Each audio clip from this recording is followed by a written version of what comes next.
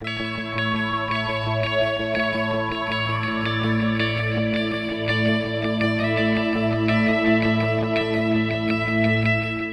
buenas tardes, bienvenido a este nuevo ciclo de formación litúrgica que nos ofrece y nos brinda la Comisión Nacional de Liturgia, auxiliada por la ACHILIT, es decir, por la Asociación de Liturgistas, o más bien de amigos de la liturgia también.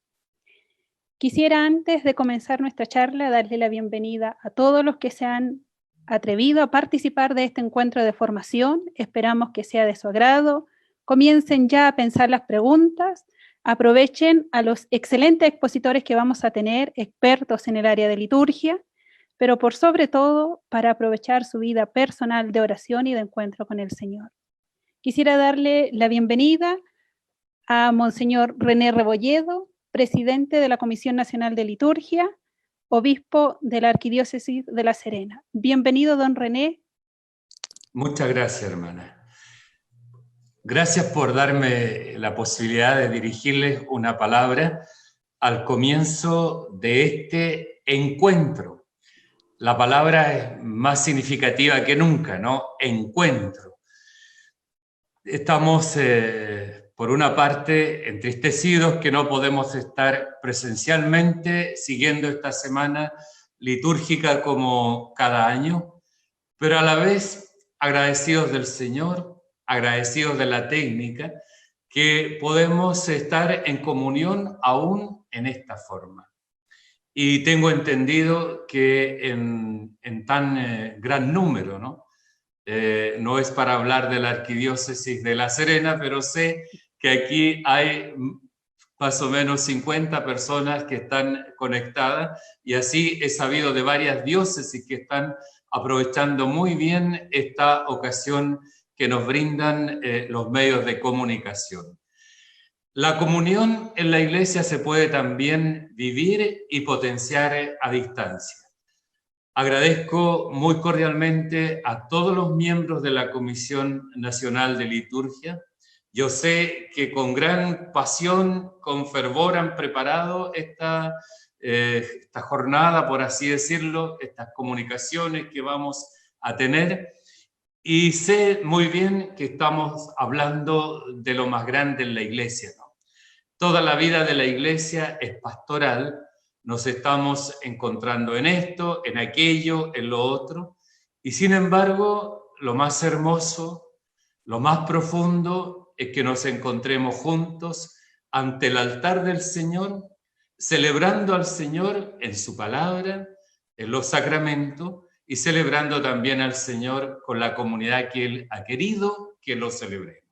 Por eso, a todos, bienvenidos a esta jornada, bendición del Señor, que traiga hermoso fruto y que cada uno de nosotros pueda difundir los bellos contenidos que vamos a recibir de gente que, como la hermana lo ha evidenciado, gente preparada, con la cual yo tengo el honor de servir a lo largo del año, y por eso los conozco muy bien.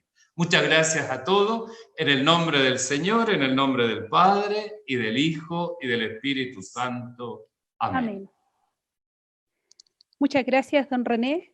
Para hacer un pequeño resumen a lo que será a lo largo de esta semana, les recordamos que vamos a ver todo lo que, o acercarnos, aproximarnos en torno a la celebración litúrgica, dividida en 5 temas.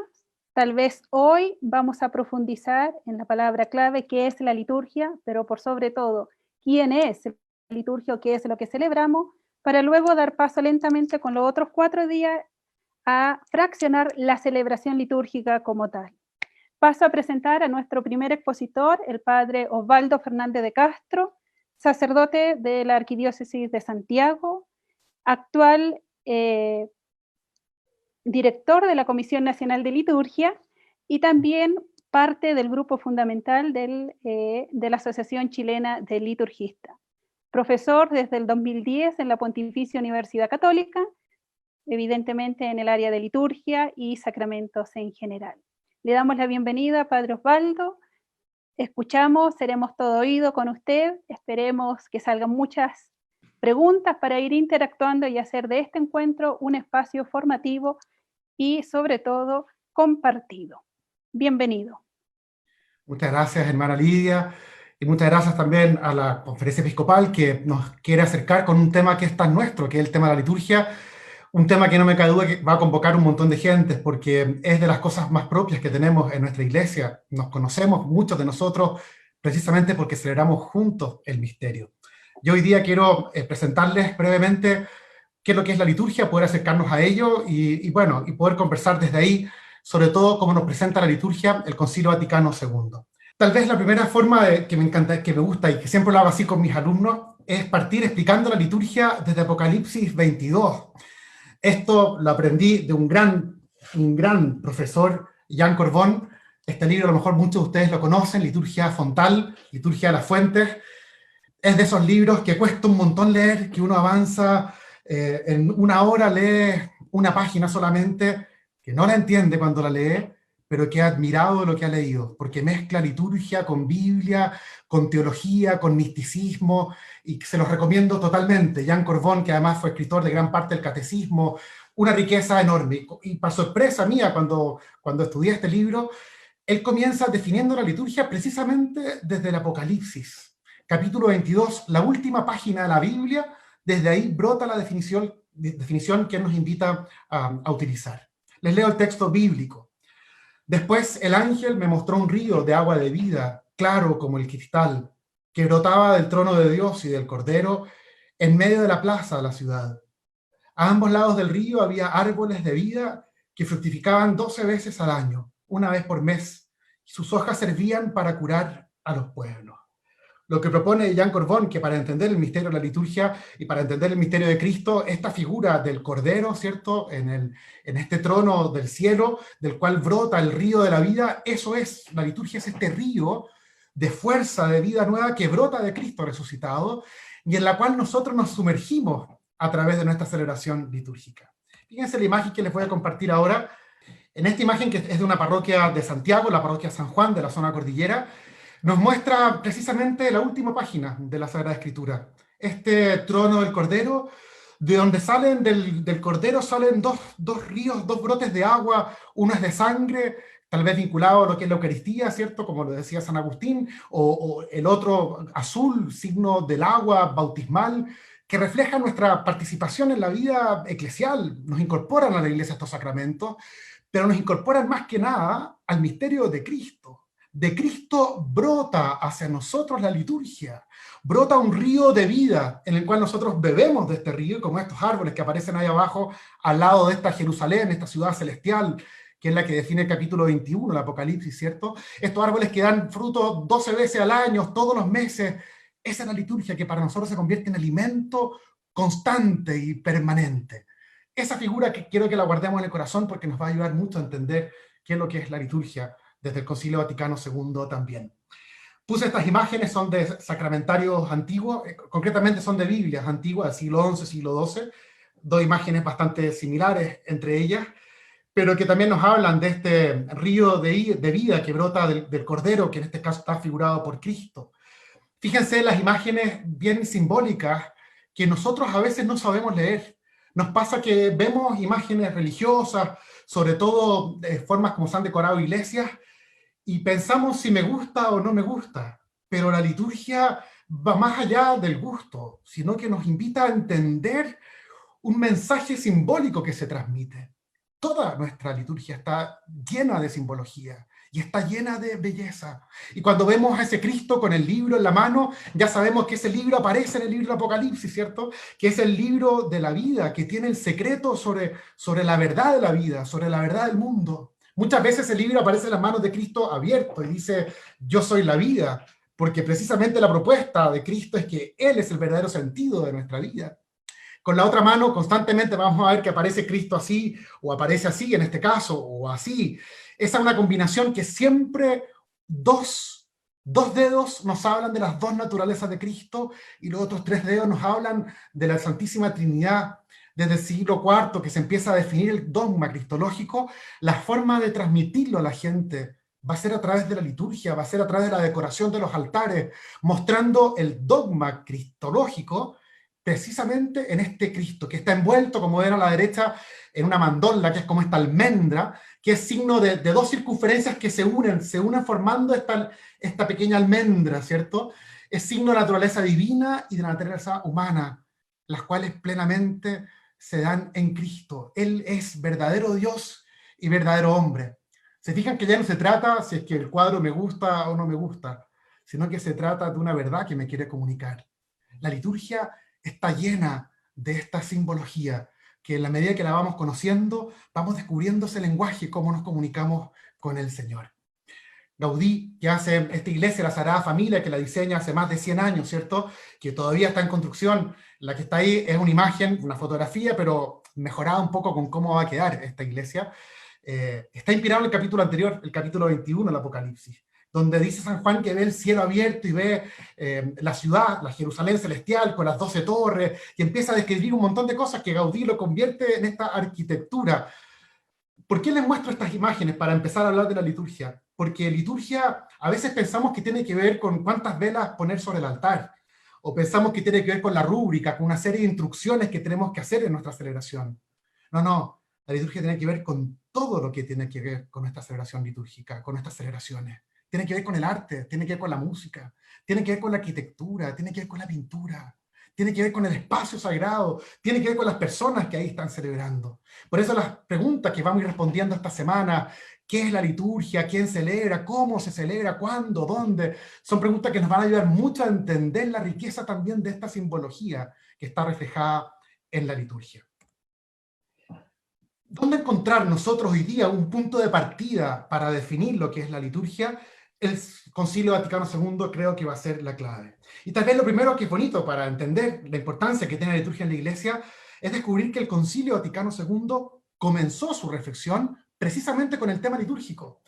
Era el tema que venía mejor trabajado en la primera mitad del siglo XX gracias al movimiento litúrgico, que se vio interrumpido por las guerras mundiales, pero que alcanzaron a plantear los temas fundamentales que requerían reflexión teológica y también pastoral. Por eso el concilio recoge estos elementos y el primer documento que va a elaborar se llama la Constitución sobre la Sagrada Liturgia, que nosotros la llamamos Sacrosanctum Concilium, porque así empieza, ¿cierto?, esta Constitución. Y en ella, sobre todo el primer capítulo, que ese, para mi parecer, es la riqueza más grande, está contenido en esa primera parte, toda una explicación teológica de los fundamentos de nuestra liturgia, que se la debemos, entre otras cosas, al gran teólogo, ¿cierto?, Cipriano Bagaglini. En el número 7 es donde encontramos lo que más se acerca a una definición de liturgia. Hay que complementarla con el número 5, con el número 10, pero en el 7 encontramos una pequeña definición con 4 elementos, que son los que yo quisiera conversar con ustedes el día de hoy. Se considera, dice la Sagrada Liturgia, como el ejercicio del sacerdocio de Jesucristo. En ella los signos sensibles significan, y cada uno a su manera realizan, la santificación del hombre. Y así, el cuerpo místico de Cristo, es decir, la cabeza y sus miembros, ejerce el culto público e íntegro. De estos 4 elementos, el ejercicio del sacerdocio de Jesucristo, los signos sensibles, la santificación del hombre y el culto, quisiera hablarles en este día de hoy para entender qué es lo que es la liturgia. Primero, es bueno decir unas palabras sobre el sacerdocio de Jesucristo. Y si es que saben, miren, lo más increíble, cuando partimos haciendo un estudio bíblico, nos damos cuenta que en los evangelios, Jesús no es sacerdote. Nunca se le llama sacerdote en el Evangelio. Se le llama en las cartas pastorales, sobre todo en la carta a los hebreos. Pero Cristo, si tuviéramos que ponerle una figura en los Evangelios, entraría mucho más en lo que es el profeta. Porque él no pertenece a la tribu de Leví. Él no es de los levitas que están a cargo del templo. Él pertenece a la tribu de David, ¿cierto? Y es interesante porque Jesús no entra en conflicto con los sacerdotes del templo. Entra en conflicto principalmente con los sumos sacerdotes, con aquellos que, que ejercen la autoridad vinculada en el templo. Pero como bien lo dice la carta a los hebreos, si Jesús no es sacerdote en sí mismo, tal vez por su linaje, la carta a los hebreos dice, no, Cristo es sacerdote por otra razón, como lo es Melquisedec, que es un sacerdote que es desde siempre es sacerdote. Y dice, y es sacerdote desde siempre porque se encuentra con Abraham, ¿se acuerdan? Al principio del Génesis, se encuentra con Abraham y ya era sacerdote. cautivó a Abraham, le dio el 10%, le dio el diezmo, ¿cierto? El 10% de todo lo que poseía, celebraron juntos, comieron un pan, y bueno, es simbólico que Carta a los Hebreos tome esta figura de Melquisedec para hablar de Cristo como sacerdote. ¿Quién es el sacerdote? Antiguamente, las distintas culturas separaban a un grupo de personas para poder dedicarse a la relación con Dios, porque el pueblo se reconoce impuro por la vida que tenemos, que estamos metidos en el mundo. Eso nos hace una categoría de ser impuros, siendo que Dios es puro. Por eso se aparta un grupo de gente para que puedan ellos vivir de una forma más pura. Eso es en las tradiciones más antiguas, una forma más pura, y ellos dedicaron a hacer este puente entre Dios y los hombres. ¿En qué consistían? Estoy hablando incluso de religiones que, como la religión griega o en el mundo romano. Estos sacerdotes lo que hacen es que ofrecen sacrificios a los dioses para abuenarse con Dios y para que Dios o los dioses den su bendición sobre la gente. Fíjense qué interesante, porque nuestra tradición cristiana no concibe así el sacerdocio. Nosotros no ofrecemos sacrificios para agradar a Dios.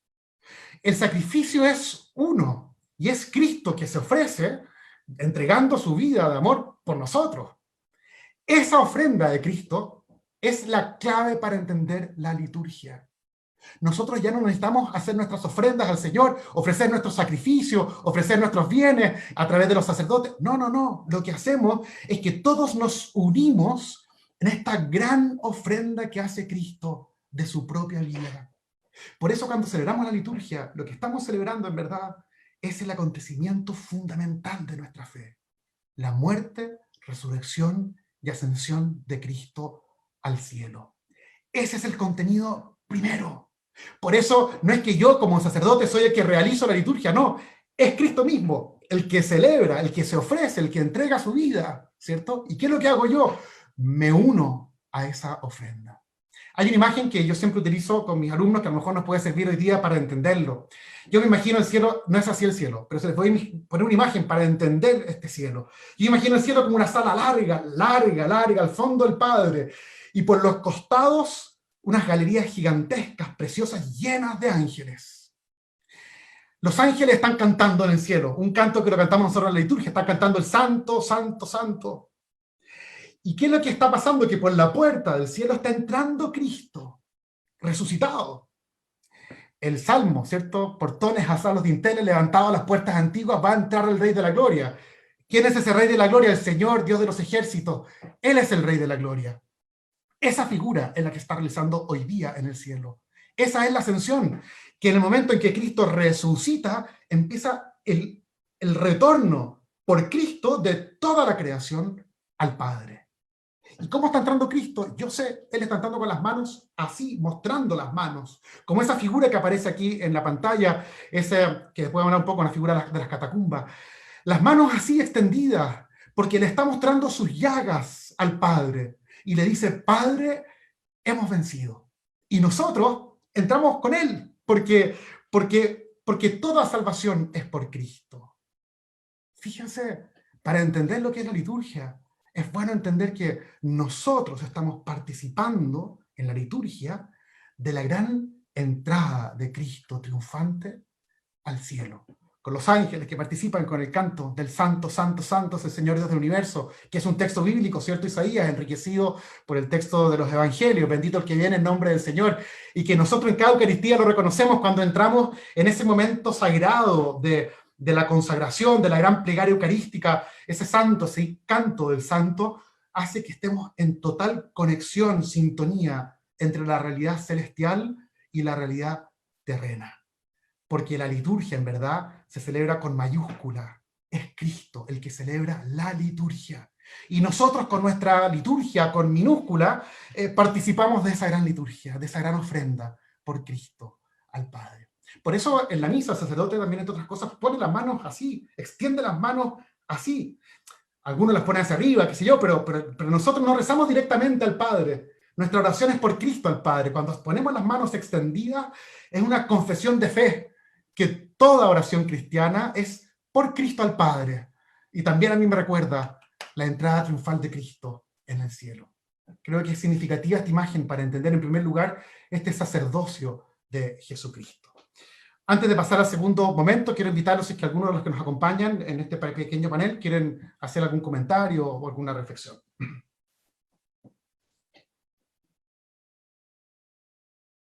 Lidia, o seguimos. No sé, padre, tal vez resaltar esta imagen simbólica que, a pesar de, como usted bien manifestaba, a pesar de que la liturgia está llena de símbolos, sin embargo, no se agota en el símbolo, y tal vez por lo último que tú mismo decías, porque finalmente es Cristo quien celebra y nosotros en Él. Entonces, tal vez resaltar esto, porque a veces se nos olvida a lo que vamos cuando participamos de una celebración litúrgica. Es como que parece que vamos a ver al vecino, al sacerdote, al acólito, vamos a escuchar el coro, pero se nos olvida que nos vamos a encontrar con aquel que celebra, como tú decías, con mayúscula, aquel que celebra la liturgia. No sé si los demás tienen algo que aportar o continuamos, porque ya los minutos se nos van rápido. Muy rápido, sí. Si quieres, continuemos y en el siguiente módulo veamos si tenemos alguna pregunta. Bien, padre Osvaldo, continuemos. Lo segundo, y voy a ir un poco más rápido para poder tener una conversación al final. Lo segundo es que el concilio dice ya, bien, la liturgia entonces es el ejercicio de Cristo, de su sacerdocio. Ya entendemos de una forma distinta el sacerdocio nuestro entonces. Los sacerdotes nuestros no ofrecen sacrificios a Dios ni sacrificios a los dioses. No. Se unen al sacrificio de Cristo. Continuamos la misión de Cristo a través de nuestro sacerdocio. Pero lo hacemos de una forma muy especial y tiene que ver con algo que decías tú recién, hermana Lidia. Y es que nuestra celebración la hacemos a través de signos sensibles, de signos materiales que podemos tocar, que podemos escuchar, que podemos ver.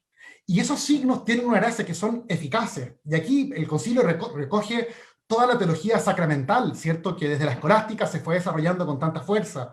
De hecho, no existía la teología litúrgica hasta prácticamente el siglo XX, desarrollada como tal. Lo que existía era principalmente una teología sacramental, que definía lo que era la iglesia, y la celebración era parte de esa definición de la iglesia. Entonces creo que hay una continuidad muy bonita entre esta teología litúrgica y la teología sacramental al recoger esta expresión de los sensibilia, se llama, que son los signos sensibles, que son eficaces. Estamos llenos de signos, pero muchos signos van perdiendo significado, van perdiendo sentido. Pienso, por ejemplo, los signos más simples que tenemos, el disco pare, que los tenemos en todas nuestras esquinas. Es un signo, pero que no es eficaz, porque si yo no detengo mi auto y paso, el signo no significó nada. En la liturgia es distinto. Los signos de la liturgia siempre realizan aquello que significan. ¿Y qué es lo que significan todos los signos de la liturgia? La salvación, la vida nueva que Cristo nos ofrece, la gracia que el Señor derrama sobre nosotros. Y es muy bonito que sea a través de los signos, porque lo que está recogiendo con esto también es toda una teología de la bondad, de la creación. Nosotros a veces tenemos miradas que se nos van confundiendo, tal vez con miradas más actuales del New Age, que al mismo tiempo son tan antiguas, que pensamos que lo material es malo. Pareciera como que el mundo como que se desprendió de Dios, que es un ser espiritual, pero todo lo material a veces cargado de algo negativo. Esa no es la visión cristiana. La visión cristiana es totalmente positiva respecto a la creación. Dios creó el mundo porque quiso y lo creó desde su amor. Y esa materialidad del mundo y de nuestra propia vida es buena, es querida por Dios. Y es muy importante rescatarla. El mundo es bueno. El mundo es el lugar donde podemos amar, donde podemos realizar nuestra vida en plenitud. El mundo cumple un rol fundamental para nosotros. Y dentro de ese mundo nuestra materialidad biológica, física, también es muy importante. Tanto así que nuestra relación con Dios está enriquecida por todo este mundo sensible. Y la belleza de nuestra liturgia va a ocupar un lugar importantísimo. Pienso, por ejemplo, todo el texto de Laudato Si, ¿cierto? Que el Papa Francisco incorpora una reflexión tan actual de la ecología. Bueno, eso tiene que ver precisamente con la bondad de la creación, pero entendía siempre en función del hombre. Y la liturgia también lo tiene así.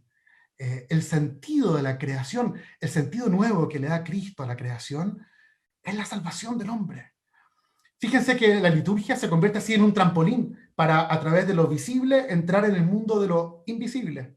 Esto es muy bonito porque yo estoy celebrando el bautismo y al derramar el agua, ¿cierto?, en la cabeza del niño, lo que se ve es el agua en la cabeza del niño, pero lo que no se ve es la gracia de Dios que se está derramando y que estamos incorporando a este niño en este cuerpo de Cristo y están haciendo como un hombre nuevo. No lo vemos, pero lo vemos simbólicamente en este signo visible, tocable, que podemos escuchar las palabras. Por eso es muy importante las palabras y los sentidos en la misma celebración litúrgica. Este paso de lo visible a lo invisible me parece que es algo que tenemos que rescatar cada vez más. A veces nos quedamos solamente en lo material, inmediato. Me pasa mucho en los bautizos, que las tías y los papás, que linda la guagua, que esté fría el agua, comienzan a comentar, y uno dice, sí, está bien, pero le cuento algo que no nos quedemos en lo visible. Entremos en el mundo de lo invisible, del misterio que se está realizando hoy día en ese niño. Y un último punto que me parece precioso de esto, que lo tomo una base por lo menos de esto de San Buenaventura, que nosotros decimos que Dios creó el mundo con su sabiduría, ¿cierto? ¿Qué más perfecto que la sabiduría de Dios? Nada, el mundo es perfecto, brota la sabiduría de Dios, y ahí está la perfección del mundo y la belleza del mundo. Pero fíjense que Dios mismo salva al mundo, redime al mundo, no con su sabiduría, sino con su misericordia. Y de alguna forma, lo que supera la sabiduría de Dios es su misericordia. Lo que les quiero decir con esto es que el mundo de creación no solamente tiene un sentido por ser creado, sino que el mundo tiene un sentido nuevo, porque Cristo le ha dado un nuevo sentido a la creación. Y el sentido nuevo de la creación es la salvación del hombre, es la salvación de todo hombre y de toda mujer. Por eso me parece tan significativo entender de que nosotros con la liturgia pertenecemos a esta segunda etapa de la creación. No solamente nos movemos por la ley de la sabiduría de Dios, sino lo que nos mueve es la misericordia de Dios.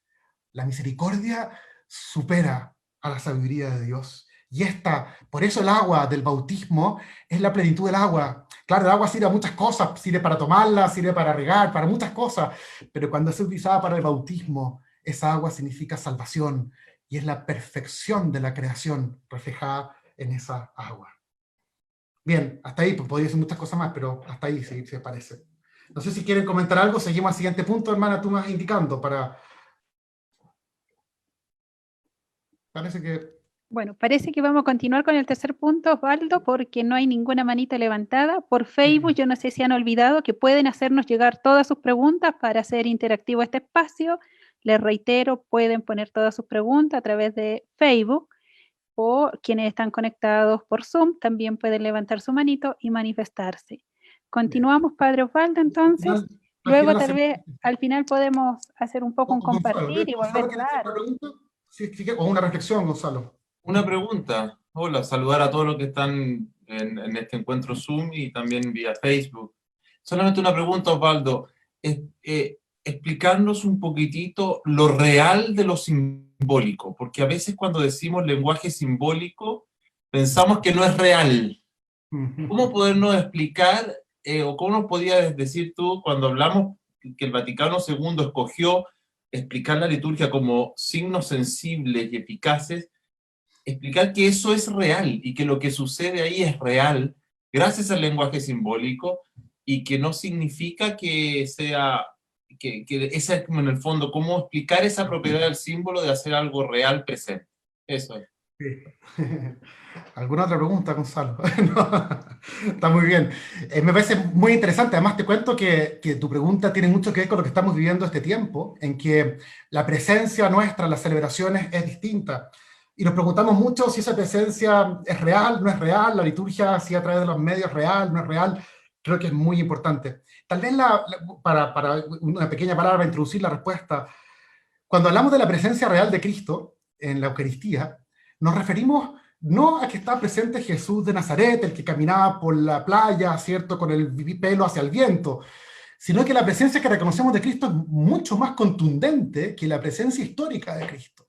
Reconocemos que en la Eucaristía, por ejemplo, está presente el Cristo total, y ese es Cristo con todo el misterio de la salvación, con su encarnación, con su vida pública, con sus milagros, pero sobre todo con su muerte, con su pasión, muerte, resurrección, ascensión. Todo eso contenido en una presencia. Entonces, fíjate que esa presencia real de Cristo en la Eucaristía es mucho más grande que la presencia tuya o mía física en la misa. Mi presencia es momentánea en la liturgia. La presencia de Cristo en la liturgia es una presencia total y plena. Y esa es la gracia que tiene la liturgia. Entonces, cuando hablamos de lo simbólico, siempre lo simbólico es una forma que tenemos nosotros limitada para introducirnos en el misterio de Dios. Pero toda esta simbología litúrgica es eficaz porque es el modo de pasar a través de lo físico, material, pasar al mundo de lo espiritual. Hay un nexo desde lo visible hacia lo invisible, desde lo que puedo tocar hacia aquello que no puedo tocar, pero que tengo la certeza de que se realiza. Eso me parece que es importante en la concepción de lo real del símbolo, porque realmente produce en nosotros la salvación. Sí. Cristian, ¿quieres comentar algo? Me parece, antes de pasar al siguiente punto. No, era justamente un poco la cercanía también con lo que estamos viendo hoy en día con las liturgias online, porque también surge esa pregunta, ¿no? Si lo que celebramos o lo que vemos en las pantallas realmente se hace presente la realidad que simboliza los signos litúrgicos. Y esa es unas preguntas que veo en el chat de Facebook, que ha sido bien recurrente en estos minutos. Pero tú lo estás haciendo ya algunos alcances que creo que son importantes. A lo mejor al final podría tocar un poco más ese tema. Gracias. Y seguramente estos días también, cuando hablamos de quién celebra, es una pregunta importantísima, ¿cierto? Hacernos si que es de la casa, que seguimos la misa, ¿estamos celebrando o no estamos celebrando, ¿cierto? Y yo puedo dar una tipo de respuesta que yo creo, por lo menos, es presencia. Nuestra participación, aunque sea virtual, es presencia. Es una presencia distinta a la que estábamos acostumbrados, pero sería muy interesante reflexionar, creo, en este tiempo teológicamente, qué significa esa presencia hoy día virtual en nuestras celebraciones. Porque claro, el sacerdote está presente, celebrando la Eucaristía, físicamente presente, pero lo que uno empieza a experimentar es que la comunidad también está reunida. Aunque sea en torno a una pantalla, estar en comunión, experimentando una celebración. Creo que hay un punto bonito de que podríamos conversar también un poco más adelante. ¿Les parece que les presento el tercer tema que es para que alcancemos y al final dejamos un espacio de conversación de estos temas que son tan importantes? Este me encanta, bueno, todos me encantan, pero este me encanta. ¿Qué es lo que produce la liturgia en nosotros? ¿Cierto? ¿Para qué? ¿Cuál es el fin de la liturgia? Y el concilio, en esta definición, habla de dos elementos que son súper simples pero profundos. La santificación del hombre y el culto al Padre. Fíjense que lo primero que dice entonces, el ejercicio del sacerdocio de Jesucristo, que a través de signos sensibles, ¿qué produce la liturgia? En primer lugar, a ti te transforma. El primer fin de la liturgia es que tú salgas y tú empieces a ser un hombre y una mujer nuevo. Eso es lo primero, porque la liturgia es acción del Espíritu Santo. Y lo que el Espíritu Santo toca es algo que se transforma. En la liturgia, por lo menos, el Espíritu Santo tiene dos funciones fundamentales: unir y transformar. Y todo lo que significa transformar, santificar, siempre lo reconocemos como acción del Espíritu Santo. Fíjense que nosotros en la plegaria eucarística lo que hacemos es imponemos las manos, ¿cierto?, sobre el pan y el vino. El gesto se llama la epíclesis. Y lo que hacemos, le pedimos al Padre que envíe su Espíritu para que transforme estos dones. Y después extendemos las manos a la asamblea, ¿cierto?, después de la consagración, y decimos que envíe su Espíritu para que todos formemos en Cristo un solo cuerpo y un solo Espíritu. Son las dos epíclesis que aparecen en nuestra plegaria eucarística occidental y que son de una riqueza muy importante porque la liturgia es en sí mismo acción del Espíritu Santo. A través del Espíritu nos unimos a esta gran ofrenda que hace Cristo. El Espíritu, ¿qué es lo que hace en nosotros? Nos transforma, nos santifica. Y esa transformación, ¿en qué nos transforma? Una pregunta que Romano Guardini además tiene unos capítulos muy bonitos dedicados a explicar que lo que se transforma a uno es como una obra de arte, dice, donde la liturgia es una obra de arte donde la obra somos nosotros mismos y Dios va esculpiendo en nosotros nuestro verdadero ser. La liturgia lo que hace es que aparezca quiénes somos nosotros verdaderamente. Nos va transformando en nosotros mismos. Yo uso siempre una imagen que también creo que nos puede ayudar en esto, y es que Dios creó al mundo, Dios creó al hombre. Cuando crea al hombre en el Génesis, aparecen dos palabras: lo creó imagen y semejanza. Todos somos imagen de Dios. Nuestra condición humana tiene que ver con que somos imagen de Dios. ¿Por qué? ¿Qué es lo que es esta imagen de Dios? Dios es amor y nosotros tenemos la capacidad de amar. Todos tenemos la capacidad de amar. Pero no todos amamos. Cuando amamos, ese amor nos transforma y nos hace ser semejantes a Dios. No nos hace ser otro Dios, no es un Dios con mayúscula, no, nos hace ser Dios, nos diviniza, que es la palabra que utiliza Oriente para hablar de la santificación, sobre todo en la liturgia, la divinización del hombre. Esto es muy significativo porque toda la vida humana consiste en pasar de ser imagen, pasar a ser semejantes a Dios. Ese es el desarrollo de la vida espiritual. Y eso es lo que hace la liturgia.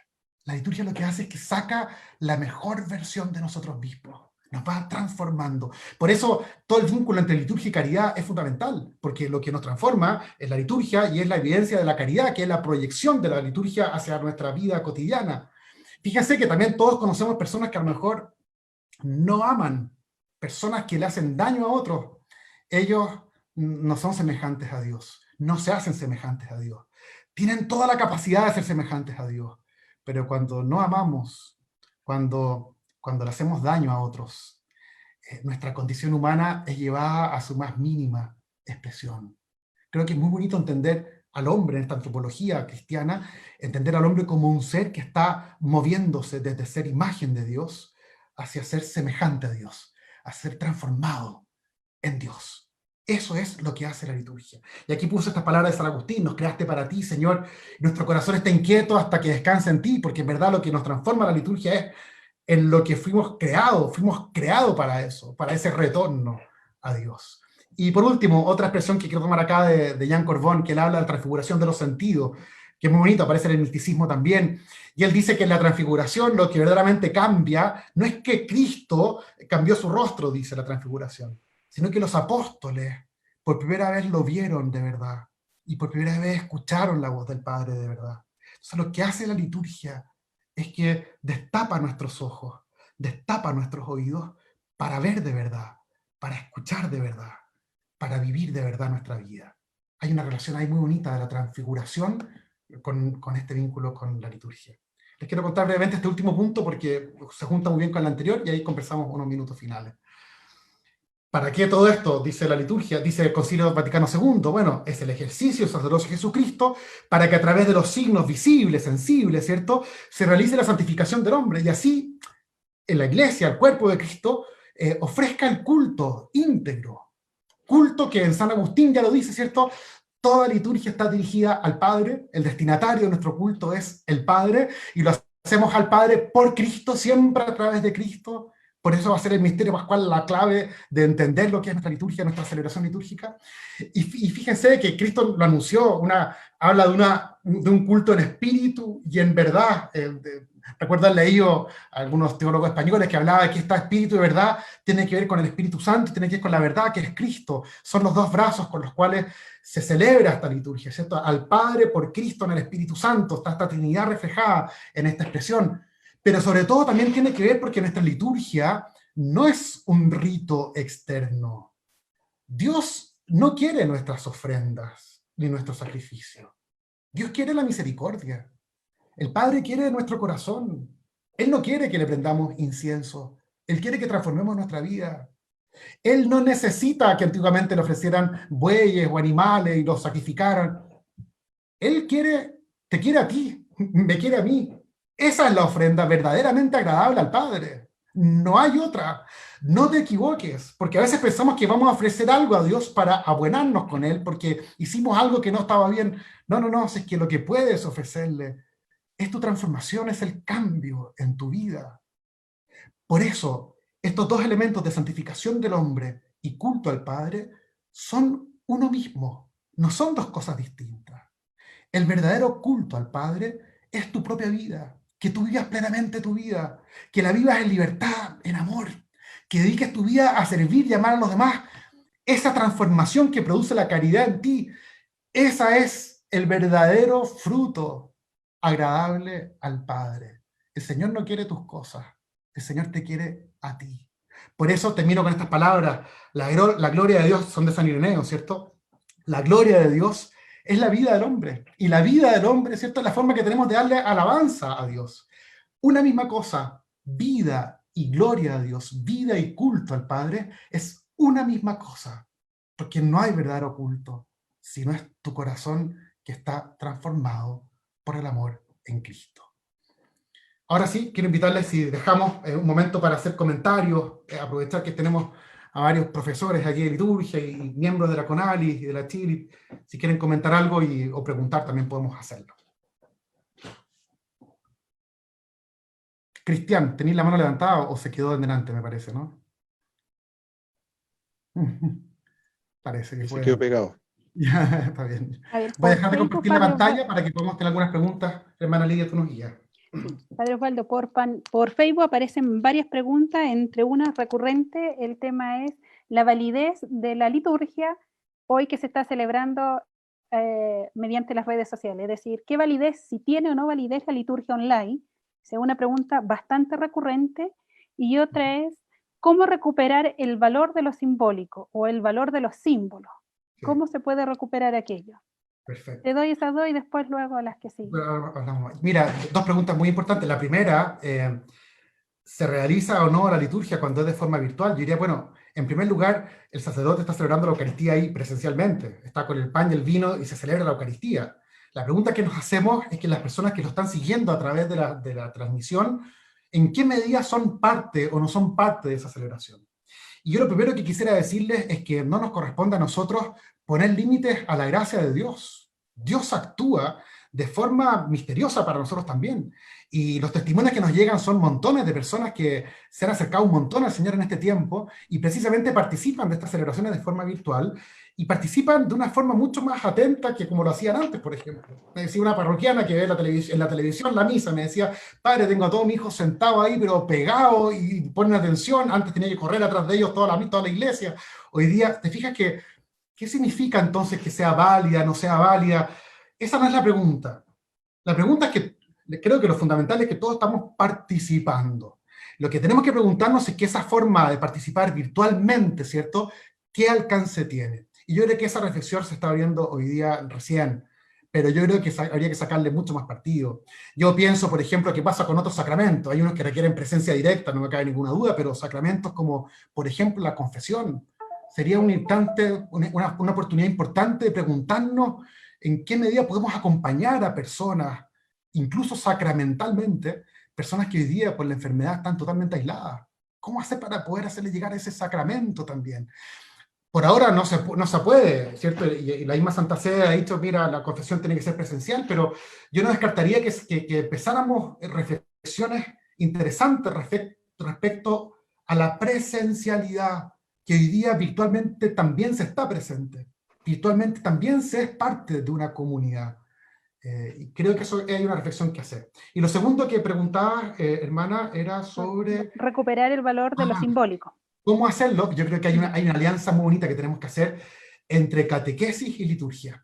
Porque uno de los problemas que tenemos es que es un lenguaje que no conocemos, no sabemos interpretar. Vemos una imagen y no entendemos lo que me dice la imagen.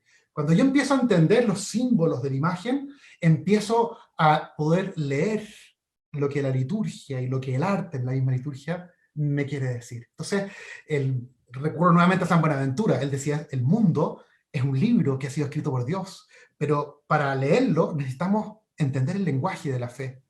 Yo creo que la liturgia es un mundo precioso y fascinante, pero tenemos que conocer ese lenguaje para poder entenderlo. Por eso es tan importante la catequesis. Creo que apunta a un tema, y uno de los comentarios que aparecía por Facebook, los que lo han seguido, es el valor del sacerdote en ese ámbito, que él es el primero como encargado de enseñarle a la comunidad para que pueda comprender el valor de lo simbólico. Por ahí había un comentario como en esa línea.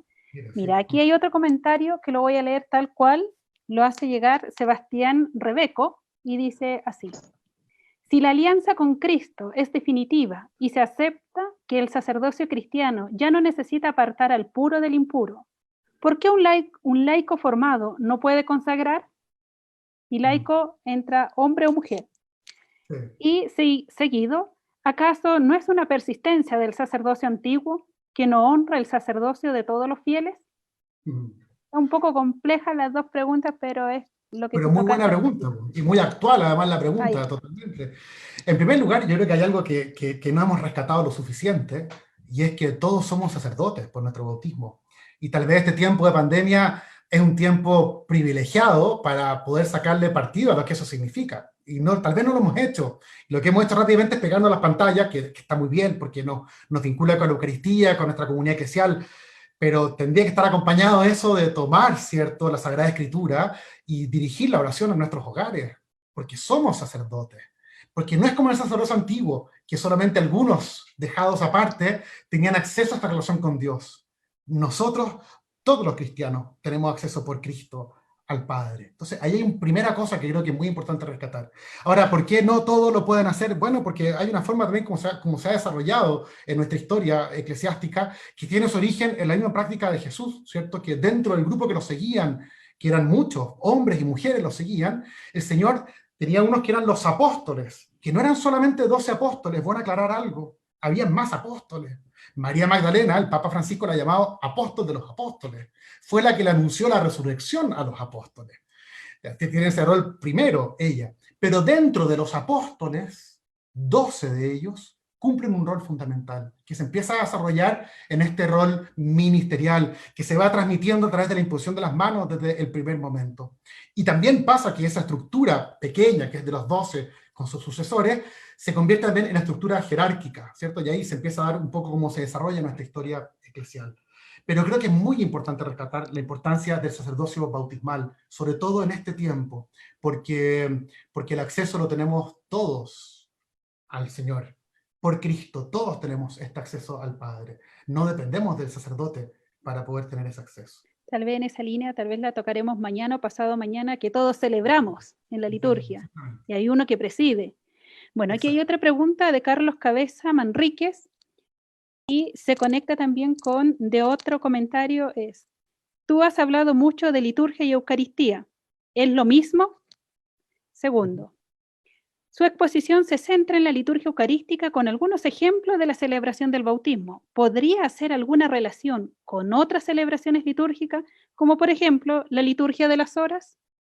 Sí, claro. Sí. Muy buena. Claro, y una tercera pregunta es, Osvaldo, ¿cómo considera la eficacia de los signos, pensando específicamente en el vínculo de los jóvenes con la liturgia? Tema. Ya, Cristian Eiching, tenemos que experto en eso, a lo mejor nos puede decir algo también, pero déjame introducir un poco estas cosas que has comentado. Claro. ¿Es lo mismo liturgia que Eucaristía? No. Tú sabes que en el concilio se discutía mucho el número 10 de Sacrosanctum Concilium, cuando habla de que la liturgia es la fuente y la cumbre de la vida de la Iglesia. Entiendo que algunos obispos reclamaron, dijeron, pero ¿cómo va a ser la fuente y cumbre de la Iglesia la liturgia? Entonces, un obispo dijo, pero ¿cómo? ¿Tú no me vas a reconocer que la Eucaristía es la fuente y cumbre de la vida de la Iglesia?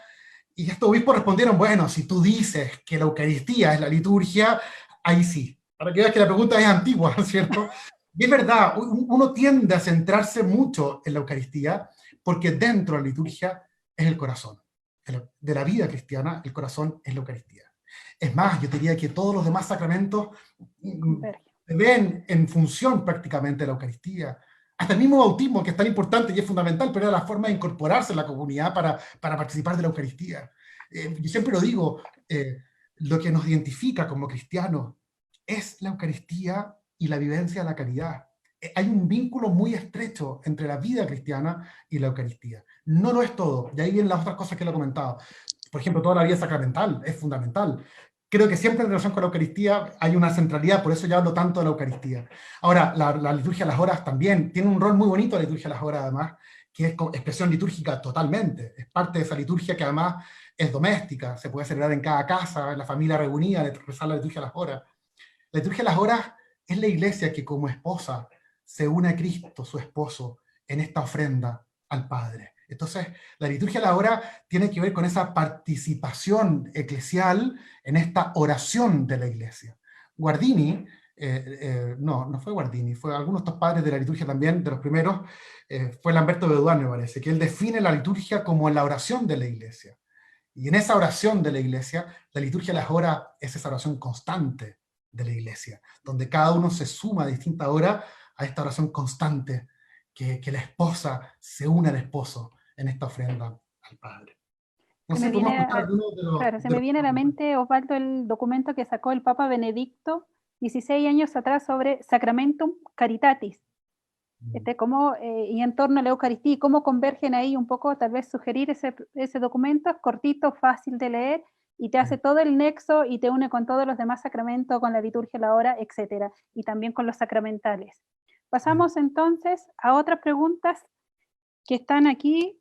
Osvaldo, es, ¿cómo considera la eficacia? No, ya esa la dijimos, que ya algo mencionó. Sebastián Ignacio Pessoa pregunta, he participado de varias misas y me he percatado que los sacerdotes, y me he percatado que ahí ya se me confundió aquí donde hay tantos, que los sacerdotes están tomando posturas más carismáticas, casi como evangélicos. Piden aplausos en plena misa, dan informaciones que no corresponden a la propia liturgia, etc. ¿Cree usted que corresponde a esas actitudes que se están tomando?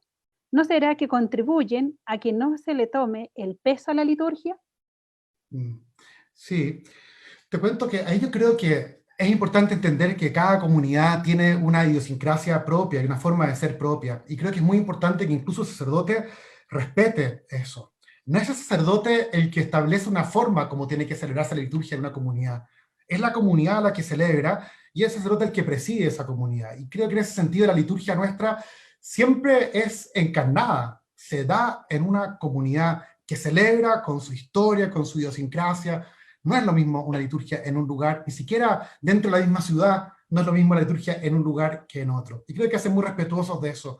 Y digo con respecto a los sacerdotes, que tampoco tenemos que imponer lo que a mí me parece o lo que a mí me gusta, sino que creo que tiene que ser algo totalmente parte de una comunidad, porque es la comunidad la que está celebrando la Eucaristía.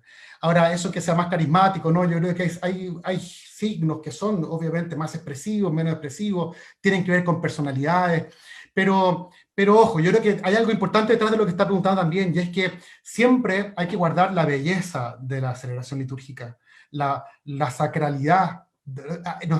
En la liturgia se toca lo sagrado, entramos en el misterio de Dios, y creo que hay que tener presente esa realidad al momento de entender qué es lo que es apropiado y qué es lo que no es apropiado para la celebración litúrgica. Pero y quiero decir una palabra más, tocamos el misterio de Dios y tocamos el misterio del hombre, que también es sagrado. Entonces, son estas dos puntas sagradas que se encuentran en esta celebración litúrgica, me parece. Sí.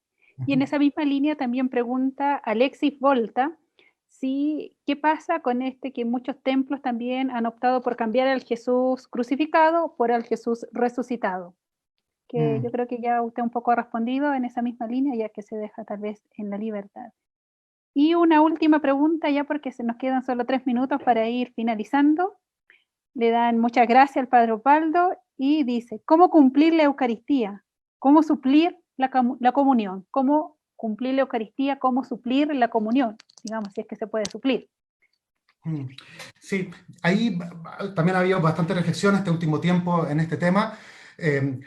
Uno no cumple la Eucaristía, ¿cierto? O sea, tal vez hay que entender bien cómo participar y cómo participar mejor de la Eucaristía. Y en ese sentido yo creo que tenemos que buscar todas las formas que nos ayuden en este tiempo especial que estamos viviendo, a que si vamos a participar a través de una transmisión, podamos sacar el mayor fruto para nuestra vida de esa misma celebración. Todo lo que mejore la transmisión va a ayudar en eso, pero todo lo que mejore por parte de la persona que está viendo la celebración en su casa, todo lo que le ayuda a tener un ambiente de recogimiento, de oración, que le ayuda a estar conectado en esa celebración, sin duda que ayuda. Y la comunión física de la hostia, del cuerpo de Cristo, que es un tema muy importante, además que de alguna forma esto no podemos hacerlo en este tiempo. Tenemos la comunión espiritual también, que siempre ha estado en la tradición de la Iglesia, que precisamente se refiere a estas circunstancias que estamos viviendo hoy. Pero en verdad yo echo de menos no solamente la comunión física, sino que la comunión entre nosotros, el volver a encontrarnos. Entonces, creo que el participar en la celebración de forma virtual nos permite entrar en esta comunión. Somos muchos que estamos participando en esta celebración y esa es una comunión entre nosotros también, porque la comunión no es con Cristo, sino que es con el Cristo total, que es la cabeza y el cuerpo, que es la Iglesia. Entonces, cuando nos unimos hoy día a la celebración virtual, creo que sí somos más iglesia, somos parte de esa iglesia. Entonces, yo diría, claro, volveremos a comulgar físicamente, y espero que pronto, ojalá que así lo podamos hacer, pero hoy día que no podemos recibir la hostia física, estamos totalmente en comunión con Cristo. y recibimos esa comunión con Cristo, y entramos en esa comunión con Cristo a través de esa celebración virtual.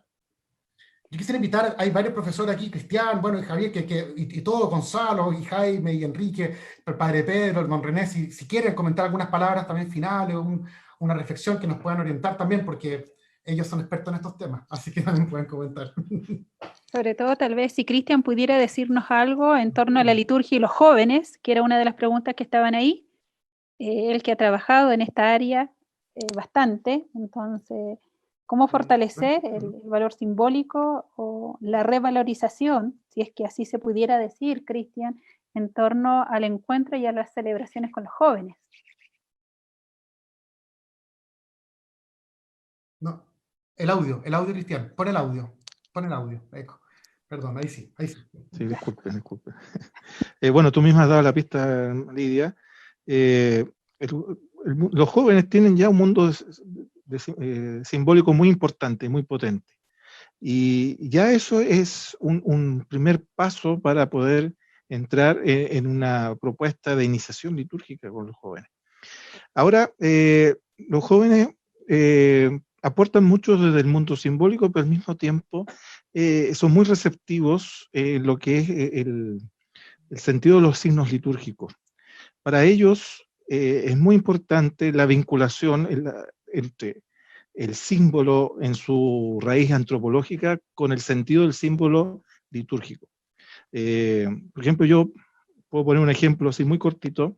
Una vez haciendo un trabajo con jóvenes, a uno le llamaba la atención el gesto de la fracción del pan. ¿Por qué? Porque ese gesto le traía el recuerdo de cuando era el niño, su mamá partía un pan grande y lo distribuía entre sus hermanos. Entonces, ese gesto tan humano, tan sencillo, tan familiar, él lo vinculaba con el gesto de Jesús. Yo creo que el trabajo de la iniciación litúrgica de los jóvenes es propiciar esa vinculación, esa sintonía del gesto humano, el gesto con su raíz antropológica, con el gesto de Jesús. Los gestos de Jesús, los gestos y los signos litúrgicos no son algo ajenos al hombre, al contrario. En caso de los jóvenes, por su experiencia simbólica, tienen una gran raíz y al mismo tiempo propician en su vida esta sintonía con los signos y los símbolos y los gestos. Bien, muchas gracias, Cristian. No sé si alguien más quisiera, Jaime, Padre Pedro. Jaime parece que quiere comentar algo, sí. Sí, bueno, en primer lugar agradecerte, Osvaldo, la presentación, muy pedagógica, muy también visualmente muy rica, y tal vez me gustó la imagen del cielo, ¿eh? Donde entra Cristo y con Cristo entra todo el pueblo de Dios, ¿eh? Entra toda la riqueza del pueblo de Dios y especialmente los pobres, ¿cierto? Los que han sufrido, los que realmente han dado su vida por los demás. Ese Mateo 25, ¿cierto? Ese texto precioso, los bienaventuranzas. Yo encuentro que es espectacular esto de cómo en Cristo, con la iglesia, la comunidad que celebra completa, es la que entra en este encuentro y alabanza al Padre. Seguramente en el próximo día vamos a entrar en mayor riqueza y profundización de eso, pero me encantó esta idea de que no es una persona la que celebra, ni yo con el sacerdote, sino que es el pueblo de Dios completo que entra en este encuentro con el Padre a través de la persona de Jesucristo. Muchas gracias. Bueno, Jaime, muchas gracias. Gracias, Jaime. Don René, ¿usted quisiera aportar algo, alguna pregunta por ahí? No se escucha. Yo, tal vez, Lidia, tenemos que ir como cerrando ya por la hora, ¿cierto? Pero yo quiero comentar algo, que en este grupo que estamos acá, nos encontramos constantemente, además, reflexionando sobre la liturgia, nos encanta. Somos pocos los que estudiamos liturgia, somos pocos los que hemos dedicado a esto, y sería muy bonito porque yo sé que a la liturgia les gusta a mucha gente, hay muchos que siguen mucho el tema de la liturgia, que además la conducen en sus comunidades, hay un tema muy bonito ahí. Qué ganas de poder motivar a que ojalá se entusiasmen y muchos puedan estudiar liturgia. Pienso, nos faltan mujeres también que estudien liturgia y que sean profesoras, porque es una mirada que complementa y necesitamos ese rol en nuestra mirada litúrgica. Entonces, yo quisiera invitarlos y motivarlos. Pronto también en la Universidad Católica va a estar la posibilidad de estudiar algún diplomado en liturgia y otras instancias que se están aprovechando. Hay cursos virtuales también que se pueden seguir, pero nos encanta la liturgia porque es de las cosas más propias de nuestra vida eclesial. Entonces, motivarlos para que seamos más y para que compartamos más, porque es lo más lindo. Estamos dedicando la vida a la parte más linda de nuestra fe. Eso es lo que yo encuentro. Así que muchas gracias por compartir este espacio hoy día entre nosotros. Bueno, le agradecemos a todos. Si bien es cierto, somos pocos los que nos juntamos a conversar del tema de la liturgia, sin embargo, somos miles los que cada domingo o durante la semana nos reunimos a celebrar la liturgia. Y hoy se muestra un botón de rosa, como yo digo, del jardín, donde ya tenemos más de 1000 conectados. Exacto. Que quieren conocer, quieren profundizar, porque finalmente, como le dice Pedro a los romanos, debemos aprender a dar fe o debemos aprender a dar razones de nuestra fe. Y un modo de eso es primero vivirla, experimentarla, para luego testificarla. Así que le agradecemos a todos quienes nos han seguido, nos han acompañado. Seguiremos leyendo las preguntas, a ver si mañana podemos ir respondiendo. Mañana nos espera otro gran expositor, el Padre Gonzalo, como yo digo, el excelente compañero de ponencias, el Padre Gonzalo, con el tema ¿quién celebra? Hoy día vimos, ya el Padre dijo, o sea, finalmente Jesucristo, pero ¿qué rol jugamos nosotros, cierto? O este cuerpo místico con su cabeza. Así que cordialmente invitado, muy buenas noches a todos, paz y bien, y por favor sigan difundiendo para que mañana ya seamos a lo menos unos 2000, si todos traemos a uno más que se interese por la liturgia. Muy buenas noches, muchas gracias. No lo dijimos, pero tú estás en Ecuador hoy día conduciendo esto, ¿cierto? En Galápagos, de lejos. Así que una alegría que pueda estar con nosotros hoy día, pues, hermana. Muchas gracias. No sabía si decir o no, pero la verdad es que hay muchos aquí en Galápagos que están conectados y en Ecuador igual he difundido a todo lo que más he podido, así que muchas gracias a todos. Muy bien, todos, gracias. Nos vemos, muy buenas noches. Muchas gracias.